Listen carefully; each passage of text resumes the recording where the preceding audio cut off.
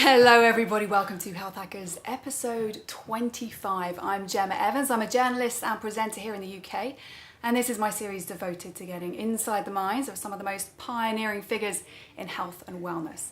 My guest today is a leading authority when it comes to physical activity. Professor Greg Whyte OBE is a sports scientist. He's a two-time Olympian. He's a coach, he's an author, he's a trainer to celebrities, and he consults with some of the most high-profile professional athletes. He's also the co-founder of the Centre for Health and Human Performance in London, and he's with us for the next 30 minutes to talk all things human performance and achieving the impossible.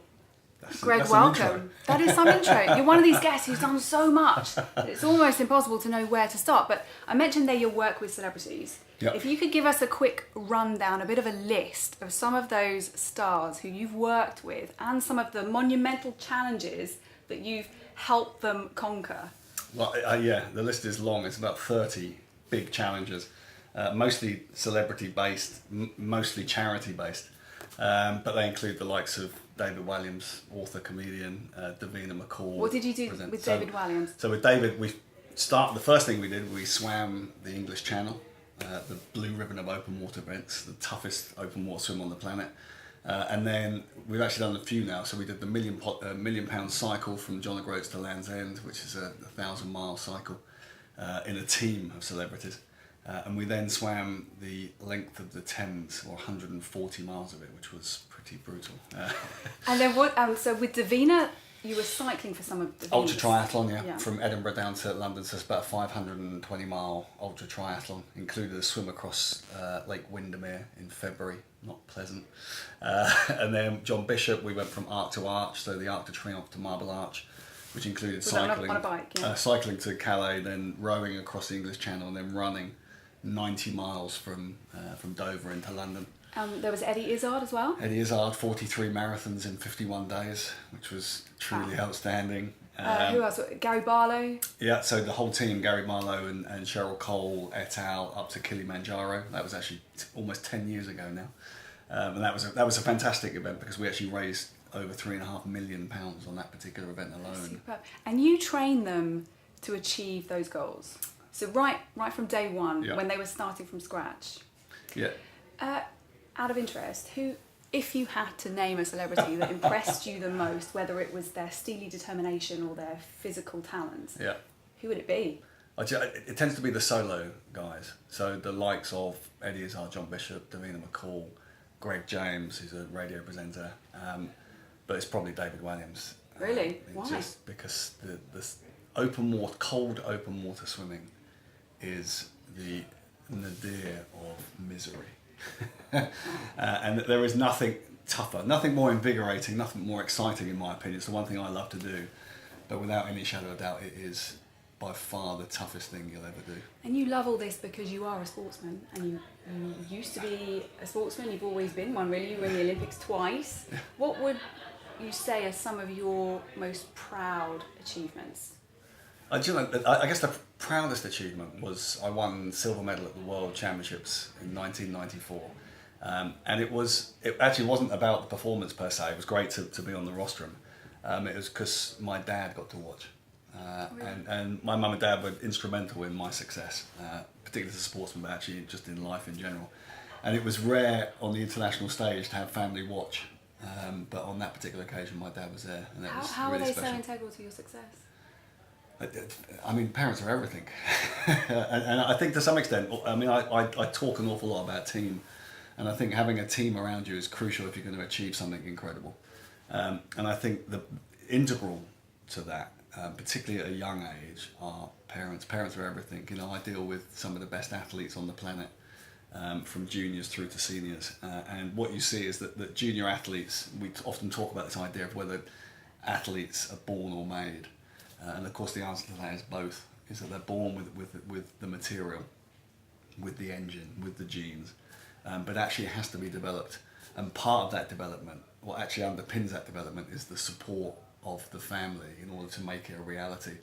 Because as it was for me, my dad had to get up at 5:30 in the morning to take me swim training. My mum had to be there when I got home to make sure that I had the right breakfast at the right time. You have to clean kit. You have to transport every single weekend to competitions. You know, I mean, parents are everything to a junior athlete's Do you think that's how you learn to have the mentality of an athlete? Yeah, I think, and that's something. I think people often say to me, you know, are people born with that attitude? And I think just that there is an inheritability to how we think, but actually a lot of it is developed. And I think that a lot of it is developed both through personal experience, but also through the mentors that we gather in life. That team again, who can actually teach us an awful lot as we go through. The title of one of your books is Achieve the Impossible. It's all about overcoming obstacles. Do you believe that anybody can achieve the impossible? Yes, is the answer to that.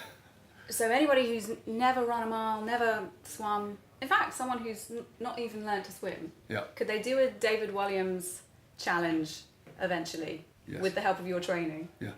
Yes, is the answer to that. I mean, you know, obviously there are some things. I had a very interesting conversation once with a mentor of mine who said to me, Greg, I love the book. He said, but the title's wrong. He said, because by its very nature, if it's impossible, you can't achieve it. And what I said to him was, actually, there was a wonderful quote that I heard, and that was that it's only impossible until it's been achieved. And I think that's really true, is that often what we do is we set boundaries. Individually, we set our own boundaries of what we think we can achieve. And then outside of that, I think our environment sets boundaries, and actually society sets boundaries. Mm-hmm. You know, a classic example of that is someone like Roger Bannister's 4-minute mile. Mm-hmm. At the time, the greatest runners on the planet were trying to break the 4-minute mile. And in order to explain why they couldn't, the world's leading scientists and medics, people like me, said that if a man ran below 4 minutes for a mile, they would die. And that's what people believed. Mm-hmm. And so then the construct then becomes that actually it is impossible. Nobody can ever do it. And then, of course, Roger Bannister on a dreary evening on Iffley Road track in Oxford with fantastic pacemaking and pace as a team that supported him in that, broke the 4-minute mile. Do you think that's just because he didn't believe in the restriction? I think in part is that. I think what he also did was that he surrounded himself with the right team. So what he did is he took the right approach. I think there's a sort of tagline that I talk about an awful lot, and that is that success is not a chance event. It doesn't just happen. You don't just rock up to Iffley Road and run sub 4 minutes for a mile. You know, everything was right for that. He had the perfect storm. And that perfect storm was about him as an individual, but also about his training, about the way in which he looked after his health during that training, about having the right team around him and having the right pacers who would take him through the 200 and 400 markers at exactly the right point. Will you talk us through some of the methodology in Achieve the Impossible? Because I guess you apply it to your celebrity clients who've never done anything like heavily exercise-wise or endurance aimed, and then you help them to achieve these massive feats. So what's the methodology that I guess we could all learn from? Well, I think the starting point is actually to commit. I think invariably, for people, is that there are dreams that people have, and they get to the point where they think they can't be achieved, but they've never actually entered. They've never actually crossed the line, and you know, if it is a big physical challenge, never actually entered the event, and so therefore, of course, you're never going to achieve it. And so I think the first thing to do is actually just cross the line, commit to actually going. So you're saying, I want to do this, and I'm going to do it. And actually, I'm going to do it. And you sign up or do something in reality. Whatever it is, you signed up. I think alongside that, I always say to people, look, tell as many people as you can. Get it out there. So they hold you to account. Absolutely right. Because actually it's amazing how, with friends and family, that every time you meet them, they say, oh, how's it going? You said you were doing that. And so what you can't do is you can't escape from it. Yeah. And that actually creates quite a nice motivation, because then people are engaged in what you're trying to do.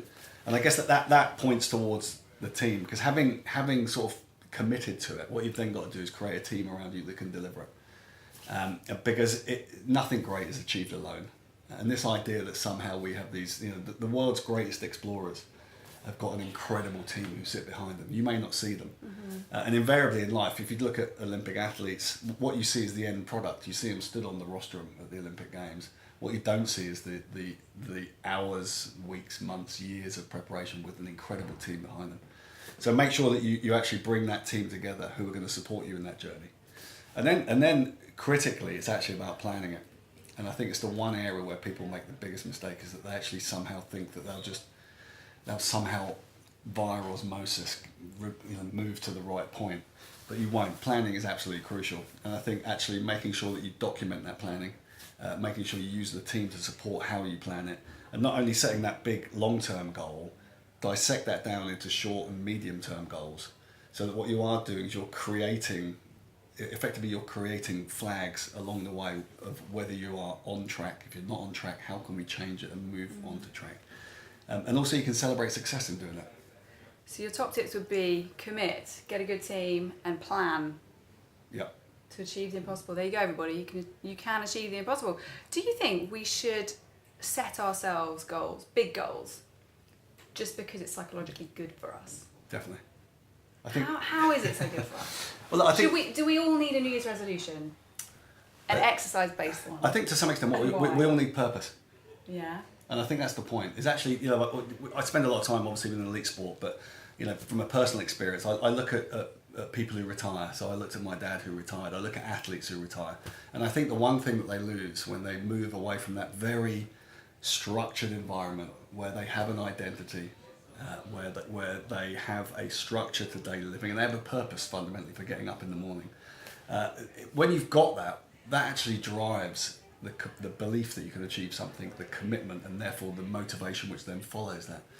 And I think one of the big things for people is often they don't have that structure around them. They don't have a purpose. It's like going to the gym and just getting on the treadmill for some nebulous reason. It just doesn't work. It'll work for a short while, but actually what you have to do is you have to set goals.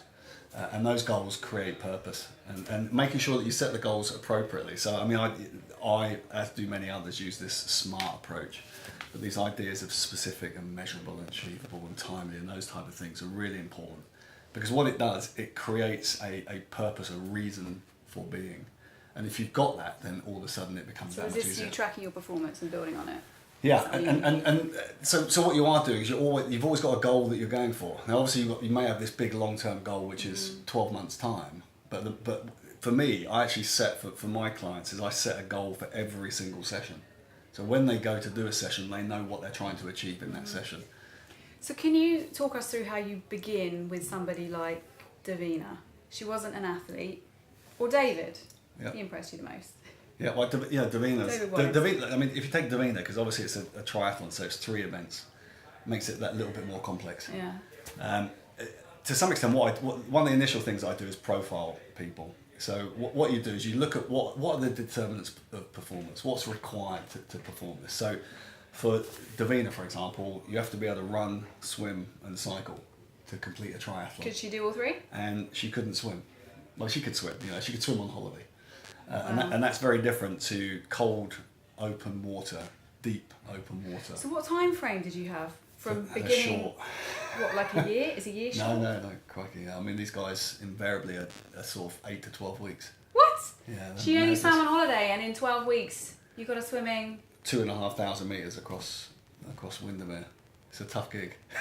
You've got to tell us how you did this. So like, how many days a week? Because she's got a family, she had a job as well. And that comes down to time management. I remember reading about this at the time, but I never quite allowed myself to let the details sink in. You just hear about a celebrity doing something amazing and you think, oh wow, God, that must have been tough. Oh, good on them, and they raised all this money. And then you move on. But now I'm talking to you, how in 12 weeks? How in 12 weeks did that happen? Well, so what you then do is you then look at swimming. And so what I do is I dissect that into its determinants.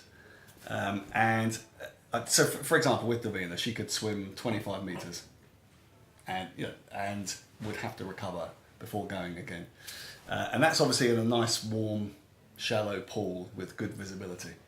I remember the first time I took her open water swimming, and she'll regale this story, but it took us about 3 hours to get her into the water, because the fear of open water is, it's real for an awful lot of people. I think the temperature would be a major factor there. Temperature incredible, and what difference that makes. And even with wetsuits, people say, well, they wear a wetsuit. Cold. Well, it's called a wetsuit for a reason. You actually get wet inside with the cold water. But it is, so it's dissecting it and looking at what are the determinants to perform. And then by looking at those, what you then look at is you profile the individual against those determinants. So where are their strengths, where are their weaknesses? And so the training then has to focus on the weaknesses whilst maintaining the strengths. And what you're trying to do is trying to bring everything up together. Now, for something like swimming, it's highly technical, incredibly technical, and economy makes a big difference.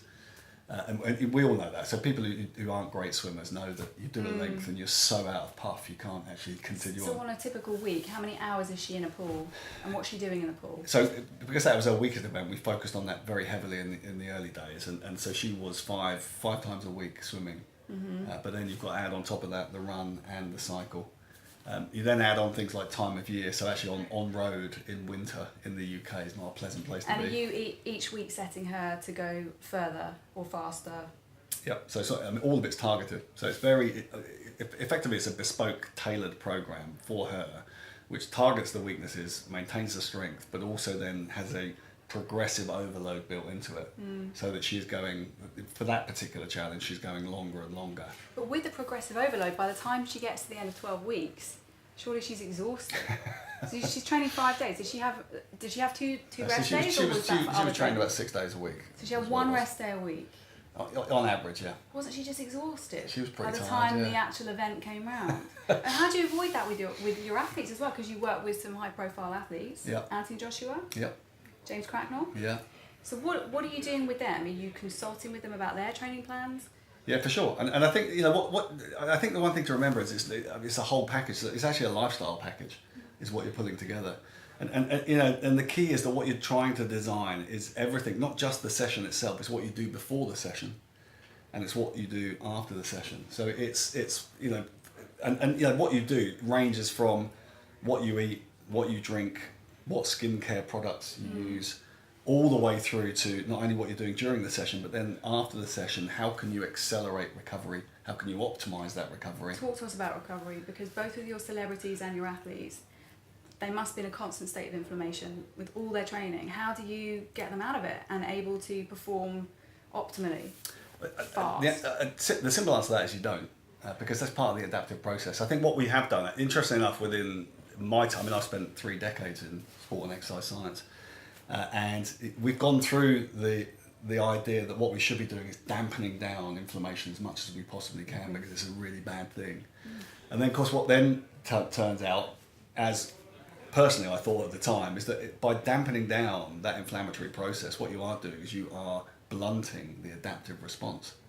And so, you know, back in the 90s, we would put everybody into an ice bath immediately after training to try and reduce the inflammation within the muscle, because we want to reduce muscle damage. But of course, that muscle damage is part of the adaptive response, because in response to that, we then get regrowth of muscle, we get increase in strength, we get hypertrophy, all of those things, which is what we want. If you intervene on that, what you do is you stop that cascade, and so therefore you reduce adaptation. So in essence, some of these things that we've sort of in common parlance we've said are bad things are actually really important things. But what we don't want is we don't want excessive amounts of them. So, but that to some extent actually comes down to the programming, and it's making sure you get the program right, you get the training right, that you've got the right session on the right day, trying to achieve the right goal. One thing that really put me off cardio, Yeah. and it's the reason I do mainly weights now, was that I just didn't want to be in a chronic state of elevated cortisol, and I thought that might age me faster, make me tired, make me more stressed, make me less able to handle a stressful day job. Is that true? No. Okay. There's a simple answer to it. And no is the answer to that. I mean, you know, what exercise? Exercise is a potent stimulus for inflammation, reactive oxygen species, etc., etc., etc. I mean, it's a very potent physiological stimulus. But in response to that, what we do is we adapt. So actually our antioxidant defense system improves as we effectively, what we are doing is we're challenging it. And in that challenge, what it does is it adapts to better cope with it. We're toughening ourselves up. Yeah, to some extent. I mean, and that's what it is. But also add on top of that, in terms of, you know, what you were talking about there, critically what you have to remember is that exercise, we know that exercise improves mental and emotional health. And actually, exercise is a wonderful stress buster. So far from it being an increase in stress, yes, it's a physiologic stress, but what it does do is it counterbalances some of these other stressors in life. And that to some extent is what, you know, my job is that what we have is we have this very tight balance between stress and recovery. Yeah. And the stressors are multiple. So with celebrities, it's always an interesting one because it is about busy schedule. It's about filming. Add on top of that, for Davina and David and John, it's a family. It's about paying the bills, it's the mortgage, it's the social profile, and the list goes on. And then what I do is I add on massive physiologic stress on top of that. Can you give us some examples of the recovery methods that you use? Yep. So, I mean... with your clients? Yeah, I mean, it sort of, you can compartmentalise it to some extent. Actually, one is in session. So what you are doing, and there's a massive debate that goes on within the literature and within the scientific community about cool down. I'm a big supporter. I think cool down is really, really important.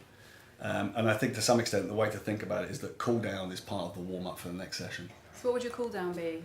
So, a little interval run? Well, it depends on what the session is really, but to some extent what you are doing is within a session, invariably you're getting a crescendo of intensity, a crescendo of stress, and then post-session what you're doing is you're just allowing that to drop back down, and you're trying to accelerate that. So you're removing metabolites that you've produced within the muscle itself. You do that by maintaining blood flow, so that means that you've got to maintain heart rate and cardiac output. So what would you do? So it'd be much like the session is a crescendo to maximum, if that's what we're doing in the session. The cool down is actually moving us back to base again. So it's bringing us back down to resting levels. Now, very difficult to do because metabolic rate remains elevated for quite some period of time post-exercise.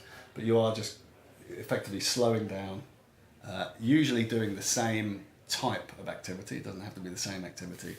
But the reason why we use the same type is because if you're swimming, what you've done is you've created a huge burden of metabolites within the arms, and so therefore you need to... So talking in real terms, you'd get them to do probably a similar exercise to what they've just been doing, but at a more relaxed pace. Yeah, slower pace. And to some extent you can, there are various markers, but I like heart rate because heart rate is a global measure of stress. And if you take a look at heart rate, what you're trying to do is bring heart rate back down again. What about recovery once they get home?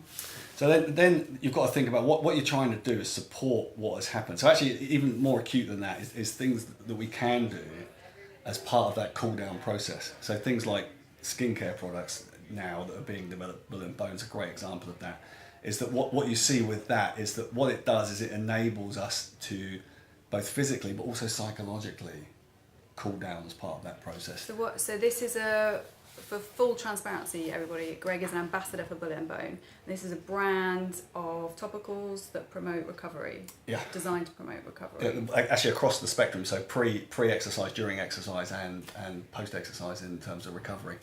And I think part of that actually is about, interesting enough, if you have a shower gel, you will have a shower. Having a shower is quite important part of that recovery process, physically and mentally. Other than having a shower, are there any specific treatments or therapies that you abide by? Have you ever had a go at hyperbaric oxygen therapy or cryotherapy? Yeah. Do you think they work? No. No? I'm just not sure about the... let's take cryotherapy for example. So what is cryotherapy? It's temperature reduction.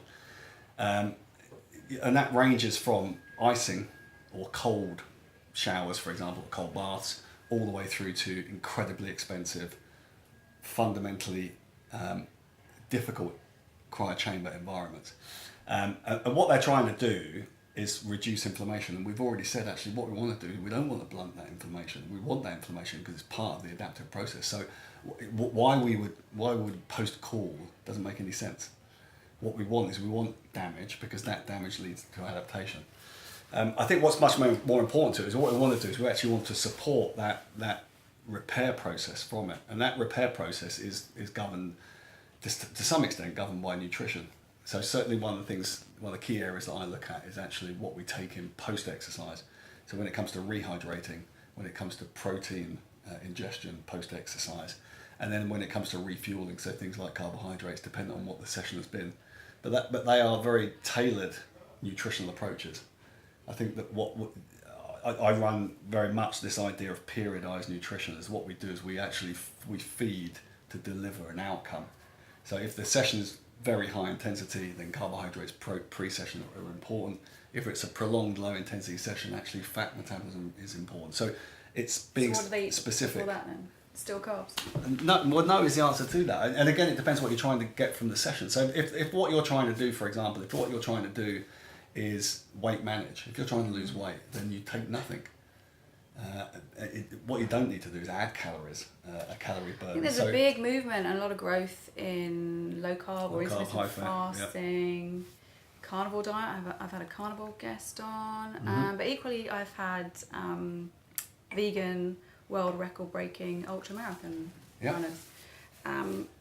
We're nearing the end of the show, and I really want to cover your work at the Centre for Health and Human Performance, because you have such a broad spectrum of people who see you there, from athletes to people with cancer.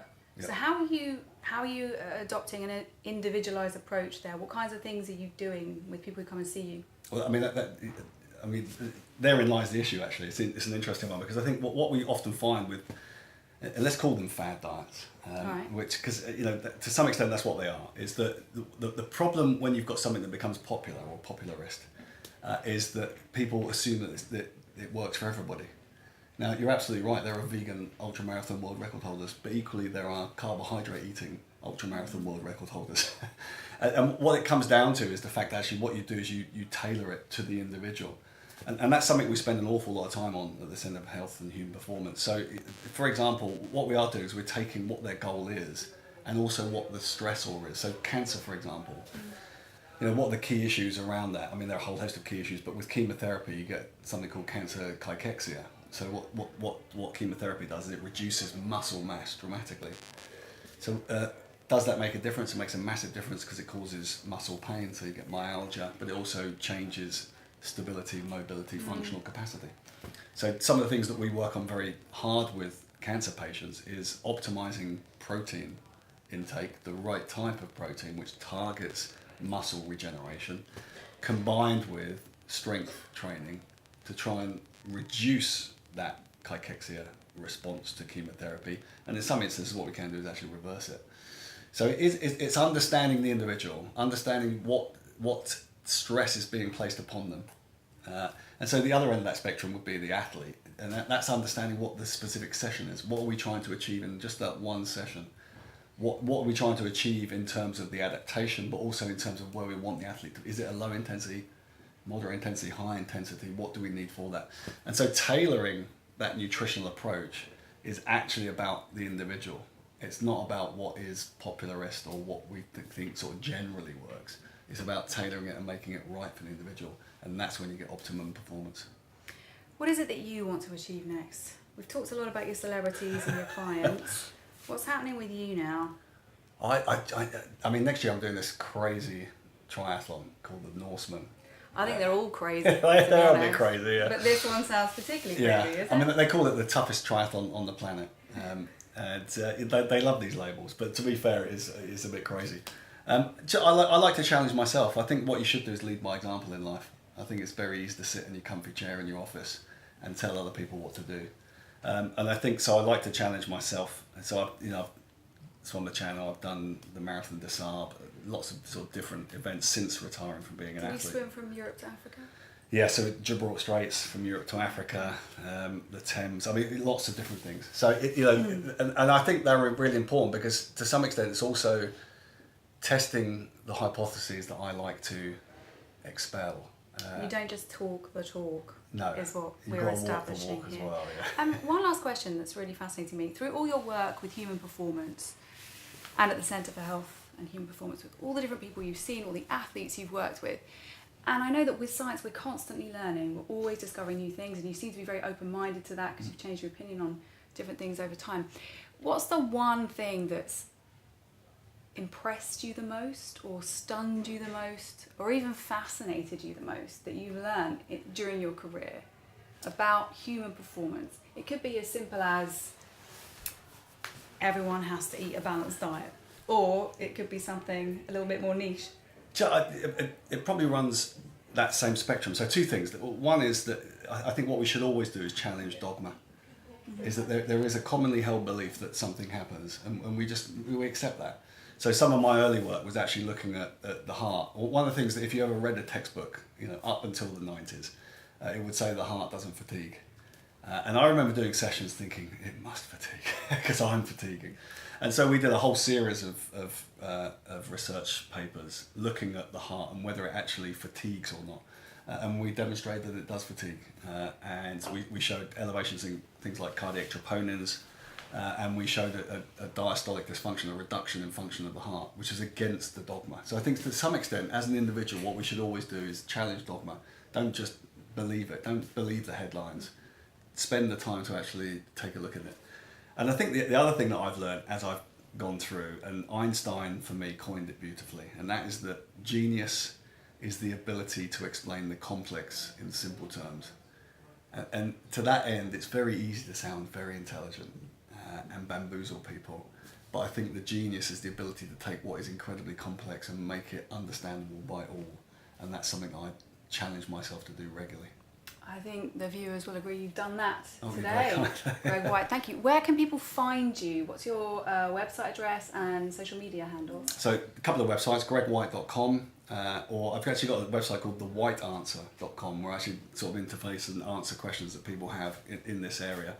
And then on social media, Twitter at GPWhite or Prof Greg W on Instagram.